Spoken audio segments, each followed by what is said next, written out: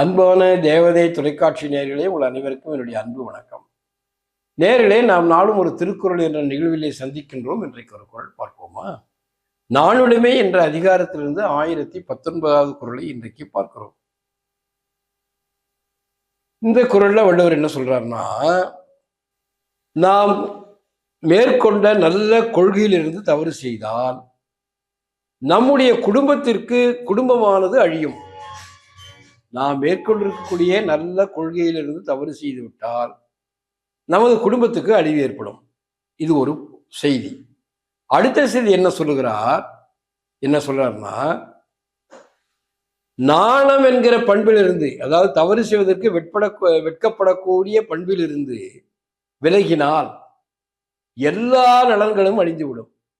நீ நாணத்தை மேற்கொள்ளாவிட்டால் உனக்கு இருக்கக்கூடிய எல்லா நன்மைகளும் அழிந்து போய்விடும் அப்படின்றார். கொள்கையிலிருந்து மாறுபட்டால் குடும்பம் அழியும். நாணத்திலிருந்து வேறுபட்டால் எல்லா நலன்களும் அழியும்.